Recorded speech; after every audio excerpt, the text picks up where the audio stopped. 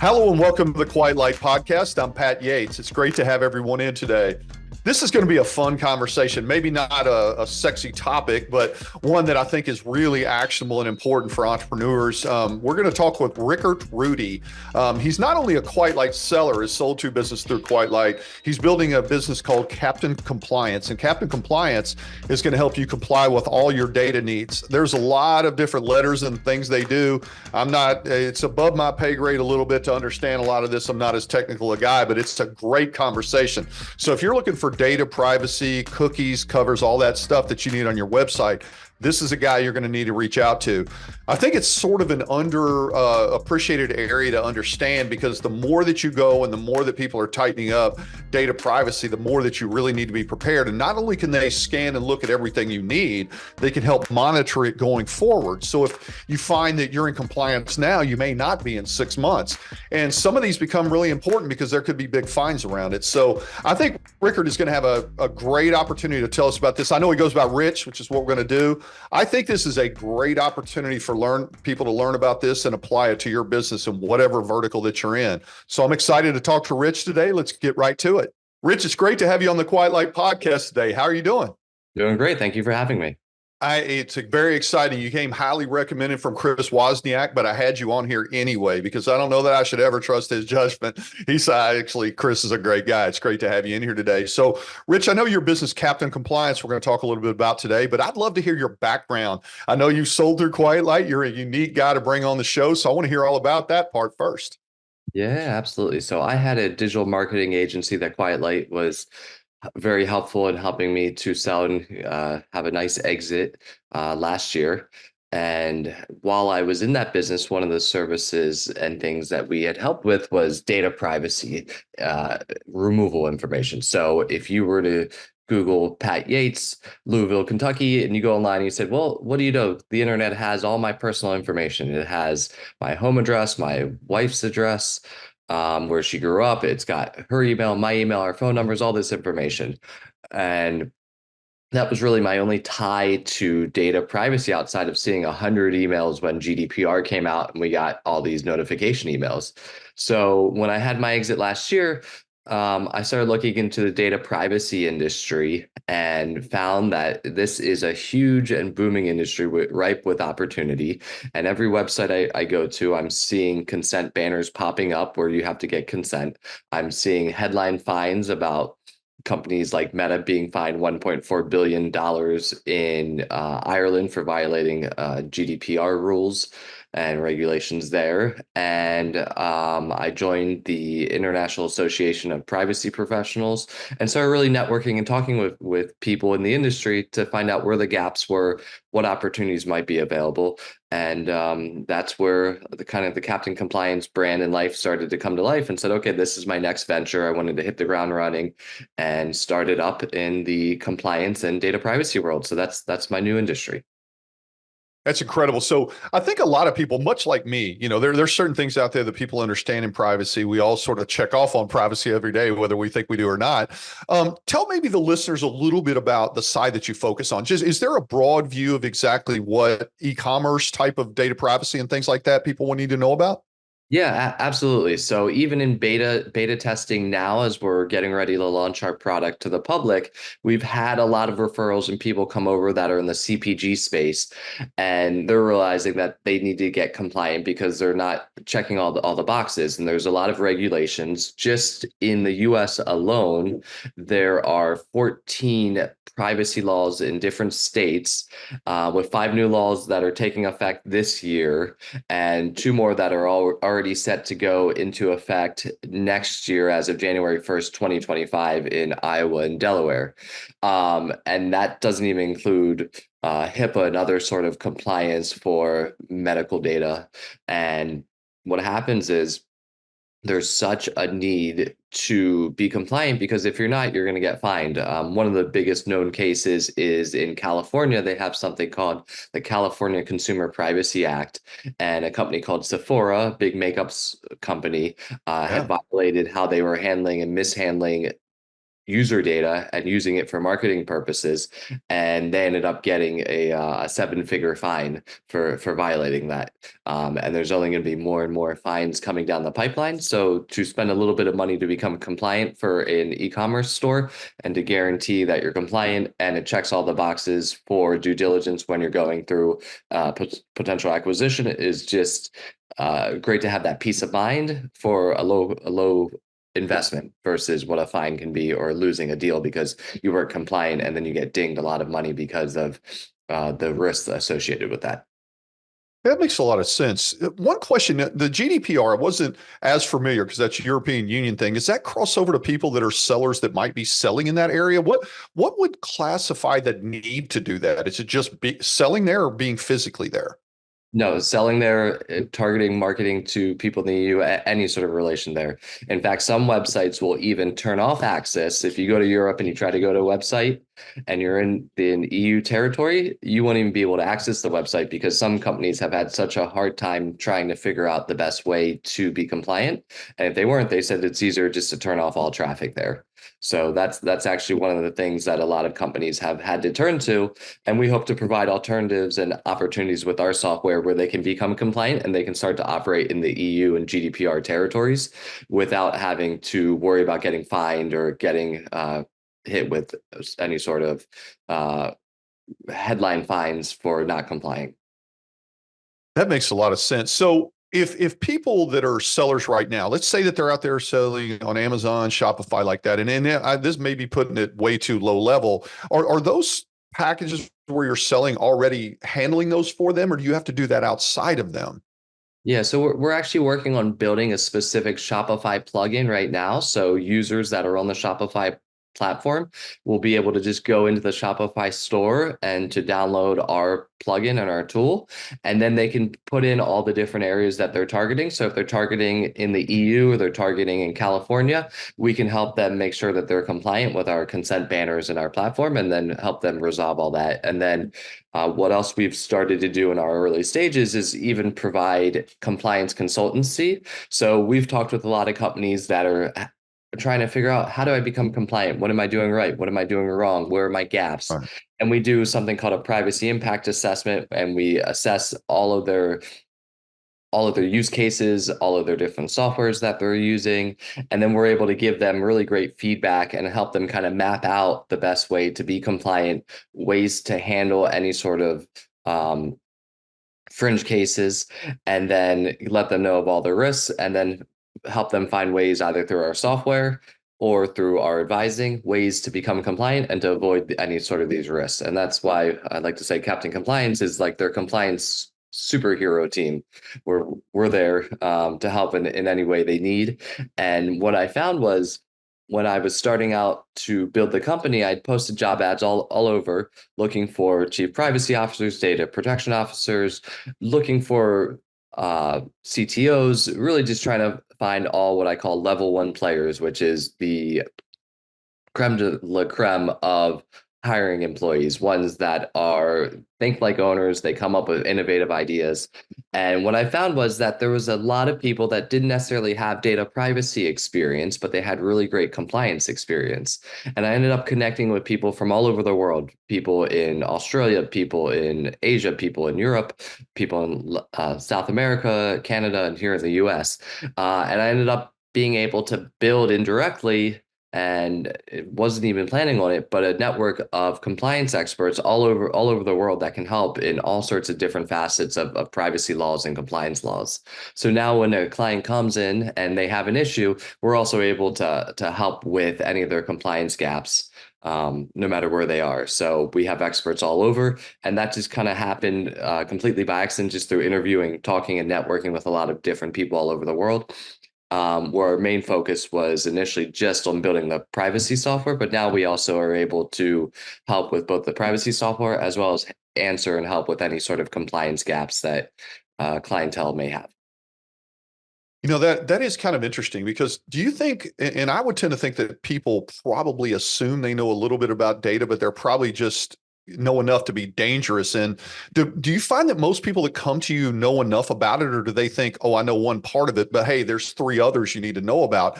It seems like you're a one-stop shop for people. Do they come in and do people come in with much knowledge at all? It is definitely a blend.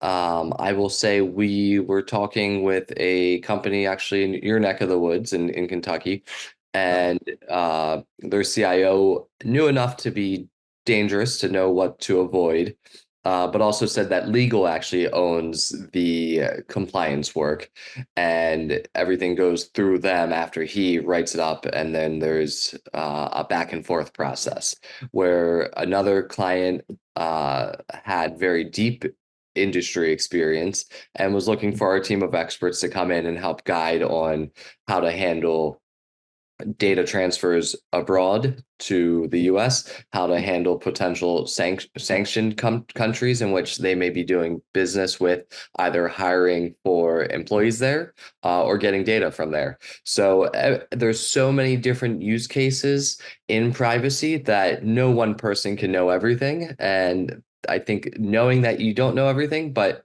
knowing that there's different literature out there and there's other people that have specialty experts in different facets of privacy, and just going at it with a pragmatic approach to resolving any sort of privacy questions has been really important, and what we've seen in our very early stages having a lot of success with clients. I would think that I know that you're early in that process, but I would tend to think that some people, even if they know about one thing, they come in, they find out, oh, there's two other things I have to do. I mean, is it better to work with you all because you know the scope of what they may not know? Because Chuck Mullins at Quiet Light always says this: you don't know what you don't know. I would think that most people come in with a predetermined idea, but do you find there's two or three things they're missing that you need to add on, they need to get compliant on? There's usually at least 2 to 3 things that a team needs to do to integrate. We were on a call with a big CPG brand recently, and their marketing team wasn't even familiar with the cookies that they had on their website, what their functionalities were. So there's usually a handful of gaps, and sometimes it's not even known what the gaps are when you're speaking with the marketing team, who is the one that's often creating some of the potential compliance issues. You mentioned we talked a little bit before we were getting on about cookies, consent software, something that you were passionately talk about. Talk a little bit about that because I think a lot of people walk by that really quick. You click it and you move on. And some companies, I'm interested to know on the flip side of that what people need to be compliant with, because that's the first time I've heard that term with relation to this inside there. Yes, absolutely. So we've created the world's fastest cookie scanner, meaning where we can go on any website. We can go to Quiet Light, we can go to medium.com, what any of the potential clients' websites, and we can scan and we can see all the cookies that they're running on their site. First party as well as third party cookies. We can see which ones are classified as functional, which ones are for targeting. And then what we do is we can actually integrate that into our consent banner. So the scanner tells us what cookies you have. If any are unidentified, we can help identify and describe what the cookie's purpose is, because you have to give consent to users when they're coming to your website. Think of it like this. If I was leaning over your shoulder and looking at your phone and your computer and watching every single message you typed, every single website you went to, you would probably be a little uncomfortable with that.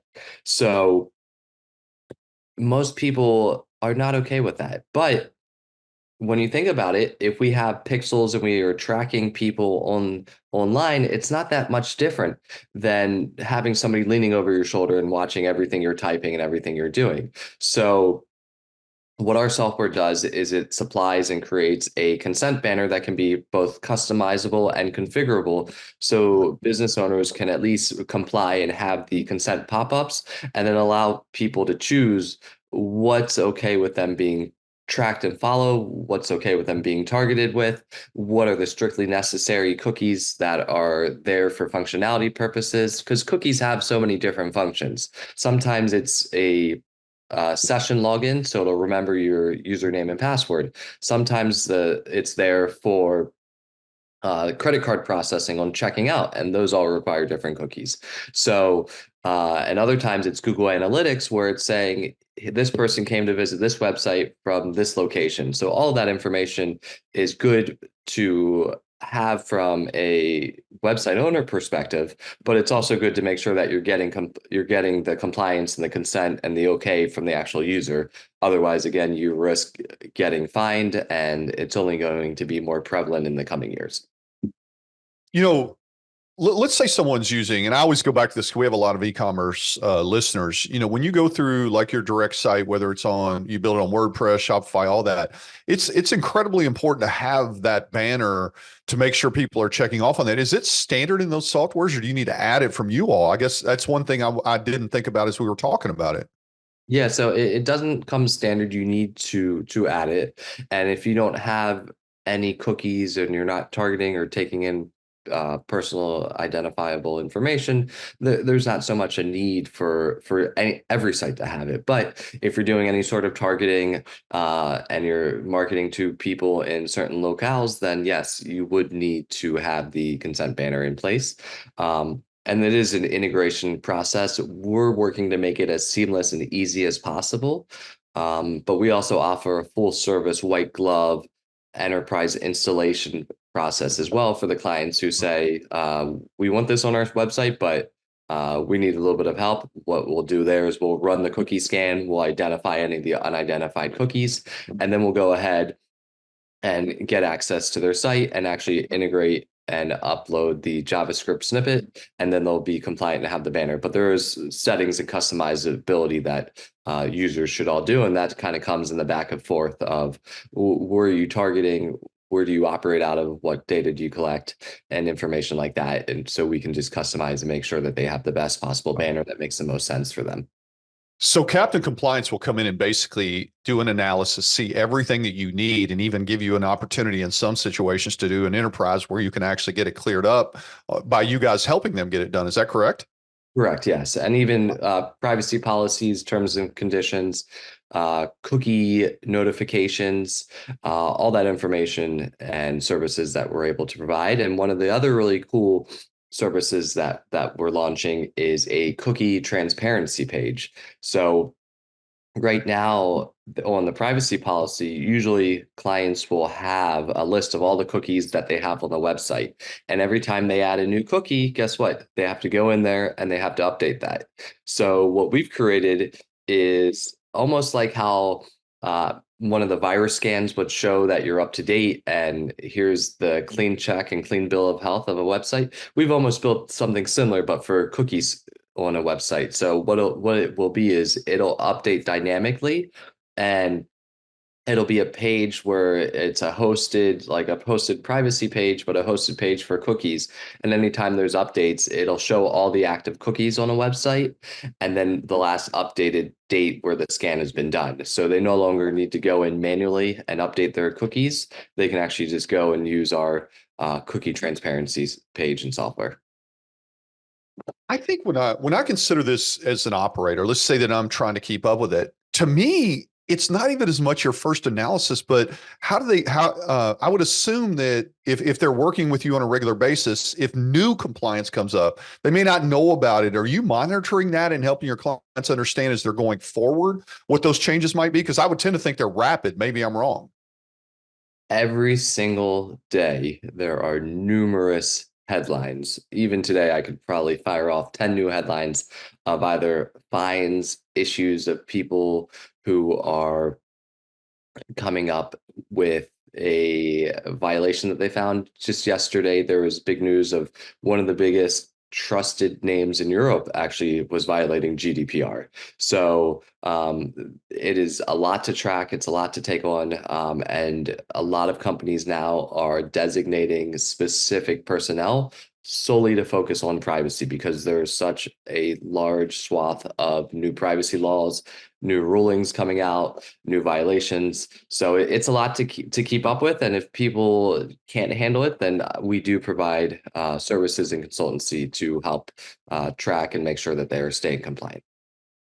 See that I think that's where it is. I think that's the biggest advantage. It's not so much the protection is important, but having a company behind that's going to keep monitoring that. It's like you don't, I said before, I said it twice. Chuck Mullins always used the line, "You don't know what you don't know." And in this kind of industry, as much change as there is, you could get really caught, I would think. So having this is a great fallback. I know that I haven't covered everything, Rich, that you would want to talk about in Captain Compliance. When you talk cookies, I think Oreos and oatmeal.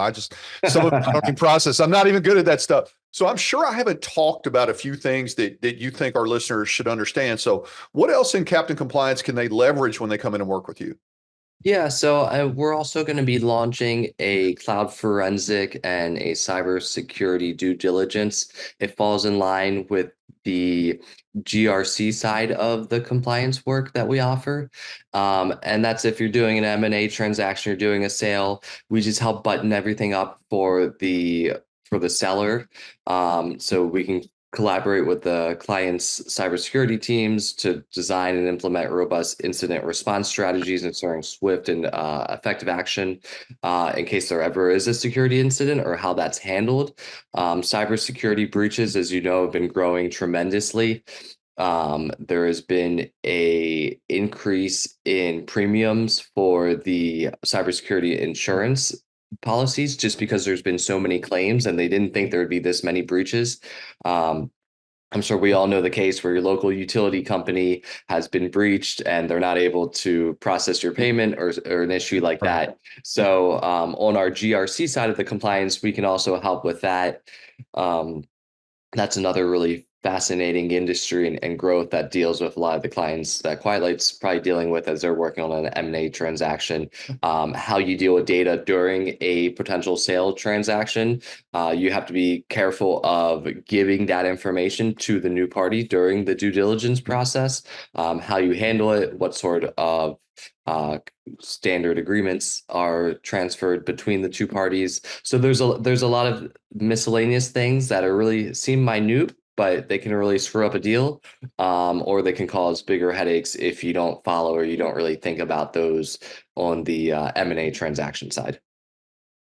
Well, that's fascinating, especially being in that industry. That's really that's an amazing thing you provide. I think that it's incredible to me anytime you can find someone that can help consolidate difficult information that entrepreneurs usually don't think about. And being able to go to Captain Compliance and look all that stuff up is incredible. Rich, it's been an awesome conversation. Is there anything else that you'd want the listeners to know? Tell them how to get in touch with you as well. Yeah, definitely. So just go to captaincompliance.com. You can go and contact us through there. We're offering the cookie scanner as well as the consent banner software through there. We have a Shopify plugin we're building now. We're building a WordPress plugin. So over the next few years, you'll probably be seeing Captain Compliance banners and Captain Compliance software all over the internet. And we hope to help everybody who wants to be compliant and wants to avoid any sort of fines to be able to do so in the next few years. That's great. I think it's awesome. And it was kind of an unknown to me when I came in. I knew a little bit enough to be dangerous. We talked about this has been greatly educational. And obviously, we love anytime we can have a Quiet Light client on. We appreciate obviously that business too. And obviously they can reach you on LinkedIn and other places to be able to to reach out to you, correct? Yeah, absolutely. So I'm on LinkedIn and Captain Compliance is on LinkedIn as well. So feel free to connect with me over there as well. I have a great network of compliance and data privacy, both attorneys and experts within my circle now. And I'm glad to help in any way, whether it's through our software or through contacting, connecting people with a compliance expert. That's fantastic. Rich, I appreciate you coming on the Quiet Light podcast today. All right. Thank you very much.